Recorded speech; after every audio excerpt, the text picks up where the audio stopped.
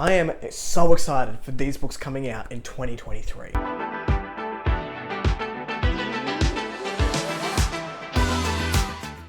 Hello everyone, welcome back to A Fictional Escapist. My name is Kris. Today's video is my anticipated releases of 2023. Before we jump into the video, make sure you are checking the description box down below for links to my social media and Discord should you want to come along for the ride. Now, I have no idea how many books I've put on this list. I think there's around 16 or 17 with a mix of indie and traditionally published books, with indie taking the lead. You know I'm excited about indie books and indie releases coming out in this year. So without any further ado, let's find out what I'm excited about in 2023. First up on the list is Horns of Grief by E.J. Dobell. This is the follow-up to Fangs of War. Horns of Grief 1, look at that cover. It is friggin' awesome. But also I had such a good time with Fangs of War in terms of how beautiful E.J. Dobell's writing and just the imagery that he was able to provoke as I was reading this book. It is a little bit more dense, it does take a little bit more time to get into, but it is an epic tale of war from a couple of different perspectives. It was very dark, but I had an awesome time with it, and I cannot wait to see how this author has grown moving into book 2. Following up from that, I have a book which is released by the time this video comes out, or is about to be released. I'm not quite sure, and that is The Shade, or A Shade of Madness by Tiago Abdallah. This is book 2 in the Ashes of Averin series. Tiago last year gave us A Touch of Light and also A Prelude to Ashes as a prequel novella. I liked A Touch of Light, but it had some execution issues for me personally. Once I stepped back from that and I just took the 3 POVs that we had as individual storylines, I liked it a lot better. I'm excited to see where Tiago's writing goes in A Shade of Madness. Also, huge fan of griffins. Love griffins, and there's a big griffin here on this cover, which makes me excited. I know Tiago is now pretty well loved in the indie space and also in the booktube space, and I couldn't be happier for him. I'm really excited to see how he's grown as a writer between book 1 and book 2, and it's definitely on my radar for 2023. Following on from that is an author I've had a great time both interacting with and reading his works, and that is Mark Holloway's Chaos Risen. This world has so much more to give, and the first book, The Souls Aspect, was good. I thought the main character Callum was a little bit nice, and then it got a bit edgy towards the end of the book, and then it really stepped up in the Souls Instruments, and we got a lot more world building, a lot more character development, which makes me really excited for Chaos Risen. I believe this is coming out somewhere between Q2 and Q3 of 2023, but I'm excited for whenever we do get to it. Then we have a anticipated release which may actually be happening early in 2024, but I just want to put it on people's radar as well, and this is The Pillars of the Sky by Mark Timoney. I don't have any cover art for this one yet. This is a follow-up to The Blood of the Spear, which is Eye of Eternity book 1, and we also got a novella out in 2022 which was Starbinder. This is a continuation of The Eye of Eternity, and Mark has created this world with Blood of the Spear which is so rich and has so much more to give in terms of growth and lore, and it really is planned to be this epic series that rivals some of the best out there. And working with Mark and doing writing sprints with Mark makes me excited to see what happens in the future of The Eye of Eternity. So fingers crossed we get this one in 2023, but be warned, it may push into 2024. The next one I have on this list is something that hasn't been announced yet, but in talking with the author is probably on the cards, and that is The Tragedy of Cedain book 2 by John Palladino, the first book being The Trials of Ashmount. The Trials of Ashmount ended on a cliffhanger. It ended quite cleverly in my opinion, and it makes me super excited to get into book 2. So I am anticipating that one. I'm putting out positive vibes into the world to say that The Tragedy of Cedain book 2 will be in my hot little hands at some point in 2023. Similarly, I'm also looking at the Kraven Chronicles book number 2. This is by Cam Sinclair. Again, have it on fairly good authority that book 2 is in the works, and we're looking for a 2023 release at some point throughout the year. This was Cam Sinclair's debut. He's an Aussie author. It's grimdark. It rivals something like Joe Abercrombie, but with more plot and more story in my opinion, and I had a great time with it. talking to Cam and seeing some of the elements of the story that are being brought into book 2 makes me super excited to put this one on my radar. Then I have Kohl by L.L. McRae. Let's everyone who wants me to continue talking about the world of Lunaria put these vibes into the 2023 world so that I get book number 5, Kohl, within the year. I've really enjoyed my time with the world of Lunaria. No one is shocked at this point, and I think Lauren is looking at releasing book 5 within 2023 while also working on book 2 of the Spirit Gate series, I think it's called, which is the Iron Crown, and book 2 she's working on currently, and then also looking at doing book 5 in the world of Lunaria within 2023. A lot of pressure to put on an author, so if it doesn't happen, it doesn't happen, but I'd really like it to happen. So putting those vibes out there. Next up I have The Price of Power. This is by Michael Michel, and this is a early February release coming to our eyeballs. This is an indie author who I did a beta read for him for this book, and I'm really interested to see what has happened between the beta read and I've got a copy of the ARC, but I haven't started it yet because there's about 400 pages less in the ARC copy than there was in the beta read, which means to me that he's really listened to those people that did that beta read and tightened up the story. So I'm excited to go into this one. This is the first one that I actually have a blurb for because it is coming out quite soon. And this says, Prince Cedain could not hold back the darkness, not even in himself. He laid an innocent city in its grave and then died a hero. In his absence, war whispers across the land. Power-hungry highborn dispatch spies and assassins to the shadows as they maneuver for the throne, while an even greater threat rises in the south. Monsters and cultists flock to the banners of a mad prophet determined to control reality and then shatter it. Destiny stalks 3 to the brink of oblivion. A dead prince that isn't actually dead, Cedain buried his shameful past in a stupor of drugs, drink, and crime, and now he'd rather watch the world fall apart than wear a crown again. An orphan with a hero's blood who is forced to make a harrowing choice, betray her country or sacrifice her first love, and a powerful seer who has no choice at all. Her grandson must die. If any of them fails to pay the price, the cost will be the world's complete annihilation.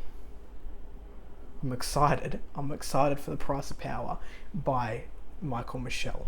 Next on my radar is Seeds of War. This is the Smoke Smiths Book 1 by João Silva. This is predicted for early 2023. This is a book that I've also done a beta read for. I am on the ARC team for it. Hopefully João put me on the ARC team. And I cannot wait to see how it has developed. Now for this one, I don't have cover art, but I do have a blurb which was put on Joao's Instagram. It says, Gimlor is a single mother and war veteran turned crime boss set on protecting her family and her town. Oberasis is a petty thief pretending to be God to protect a terrible secret, and Rednow is the world's most feared mercenary, but his best days are behind him and there's still one job left to do. In a world of dangerous monsters and devastating smoke magic, the seeds of war are being planted, and it's never been harder to tell friend from foe. It just reminded me of why I was so excited by the beta read. I think João has something special here, and I can't wait to have other people to talk to about it. Next up, we've got Kings of Radiance book number 2. Luke Schultz wrote a really good debut, in my opinion, that I read early in 2022. I'm really looking forward to whatever comes next. I think we're getting a cover reveal in a few weeks, but I know the draft of book 2 has been done and we're working on edits. So, releasing at some point in 2023. Hopefully Luke can blow it out of the park, because I think this book is bigger than the original Kings of Radiance. So we'll see. This had a magic system that I really enjoyed to do with the sun, and I'm looking forward to seeing how that develops. Moving on from there, we have the Lucid Cycle. This is by M.S. Olney, or Matthew Olney, who you will all know from epicindie.net. It says, a long time ago, the peoples of the continent Semino experienced a horrifying cataclysm that saw them forced to abandon their homelands and seek shelter in the valley called Sanctuary. Protected by the Arcanists, the valley was shielded by the Barrier, an impenetrable magical barrier that protected all life from within the cataclysm. Now the various cultures and people of the continent are forced to live together in the increasingly overpopulated city of refuge, with ancient rivalries rising to boiling point, and as resources become scarce, only the High Council and the Order of Warriors called the Arcus can maintain order. Peace is fragile and it would take only a spark to ignite conflict. Unfortunately, that spark may have already been lit. A series of disturbing incidents have caused some to wonder whether the barrier is failing and whether the mysterious force behind the cataclysm has somehow found a way inside the sanctuary. Meanwhile, the Lucids, the guardians of the Nether, the realm of dreams, have also seen a rise in the number of nightmares and monsters haunting the people of the sanctuary's dreams. Are the incidents and the nightmares related? Are they linked to the cataclysm? If they are, then the people of Sanctuary are in terrible danger. I really enjoy dream magic. I'm excited to get into this one. Then we have the 11th Cycle. This is by Kian N. Ardalan. This is coming out in February of 2023 and I've got my pre-order ready to go. It has been 1,000 years since the last seed abandoned their duty. The mists are closing in. Finally, the morning bell tolls, a new seed is born, but is it too late? The rot eats away at mortals. The witnesses pray so that they may not turn into one of the forgotten, and the constricting mists infect the land with fear. But there is more to this tale than just the elders and their seeds. 4 mortals will have a part to play in Menethria's fate, a farmer girl with only love in her eyes, a warrior born to the life of a refugee, a highborn stuck between the realm of gods and men, and a woman running into front lines and away from home. Will the cycle finally be completed, or will the mist swallow all? A seed is born, and the evil is slain, so doth another cycle commence. Yet the last seed both hath turned traitor, and the mists which have been pushed back returneth. Sounds wicked. This is going to be epic, and I'm looking forward to getting into that one. The last one I have for you here on the indie list today is The Way of Unity. This is by Sarah K. Bolstrop, coming out in February of 2023, and this is a historical fantasy that with a religious undertone, and I really do love exploration of religion in books. This one says the 7 lands of Velspar put their faith in the intercessors, a psychic priesthood responsible for the purification of the spirit. Where passion flares, they soothe its intent. Those who cannot be soothed are cast out, their spirits destroyed by fire. The intercessors are mystics of the highest order, but Velspar's ruling Scalans believe their power has grown too great. Surviving the intercessors' murder plot against her family, Sibella Ledain rises to power. The Scalans come together under the banner of her grief, bringing the practice of intercession to its brutal and bloody end. Yet victory brings Sibella no peace. In time, she will have to face the people of Velspar, forced to live in a physically alienated world, and a band of rebels led by an escaped intercessor are set on her annihilation. I think that sounds awesome, and I cannot wait to read this one by Sarah K. Bolstrop. Moving on to the traditionally published books that I'm excited about, there's a small handful of these. The first one being the Sword Defiant. This is by Gareth Hanrahan, and I probably butchered that pronunciation. This one says, many years ago, Sir Alfaric and his 9 companions saved the world, seizing the Dark Lord's cursed weapons along with his dread city of Necrad. That was the easy part. Now when Alfaric, keeper of the cursed sword Spellbreaker, learns of a new and terrifying threat, he seeks the 9 heroes once again, but they are wandering adventurers no longer. Yesterday's eager heroes are today's wary leaders, and some have turned to darkness, becoming monsters themselves. If there is one thing Alfaric knows, it's slaying monsters, even if they used to be his friends. I have had this author's prior series on my radar for a little while now, haven't picked it up, but there's a bit of buzz about this one, and I'm looking forward to giving it a go when I get around to it. The next one I have is The Daughters of Izdihar by Hadir Elspai. This is the Alamaxa duology, book 1. From debut author Hadir Elspai comes the first book in an incredibly powerful new duology set wholly in a new world, but inspired by modern Egyptian history about 2 young women. Nahal, a spoiled aristocrat used to getting what she wants, and Georgina, a poor bookshop worker used to having nothing, who find that they have far more in common, particularly in their struggle for the rights of women and their ability to fight for it with forbidden elemental magic. Doesn't that sound rad? We've got some Egyptian mythology, we've got some badass female power in there coming together to use some elemental magic. I love all of that, and I cannot wait to jump into this one. This one's coming out in January of 2023. Next up, I've got The Phoenix King. This is from Aparna Verma. This is coming out in Q3 of 2023 and is the Ravens trilogy, book number 1. This one says, in a kingdom where flames hold magic and the desert hides secrets, an ancient prophecy comes for an assassin, a princess and a king, but none are ready to face destiny. The choices they make could burn the world. I'm loving some diversity in these anticipated releases. We've got another book with some Middle Eastern flair, and I'm really digging those vibes and looking forward to this one. The next one I have is The Surviving Sky. This is by Kritika H. Rao, and it's coming in Q2/Q3 of 2023. This says, this Hindu philosophy-inspired debut science fantasy follows a husband and wife racing to save their living city and their troubled marriage high above a jungle world besieged by cataclysmic storms. With a cover like that and a floating city, you have my attention. I am really looking forward to this Hindu philosophy inspired debut. Then we have Night Angel Nemesis. This is by Brent Weeks and is a continuation of the Night Angel trilogy, which I read in 2022. So he's gone on and continued that series, so now there's a continuation. But I enjoyed the Night Angel trilogy for what it was.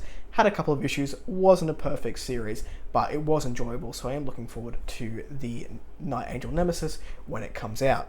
The last one I have here is Witch King by Martha Wells. Most people will know Martha Wells from the Murderbot series over in the sci-fi sphere, and I'm looking forward to getting a little bit more of a fantastical taste from Martha Wells. This one says, after being murdered, his consciousness dormant and unaware of the passing of time, while confined in an elaborate water trap, Kai wakes to find a lesser mage attempting to harness Kai's magic to his own advantage.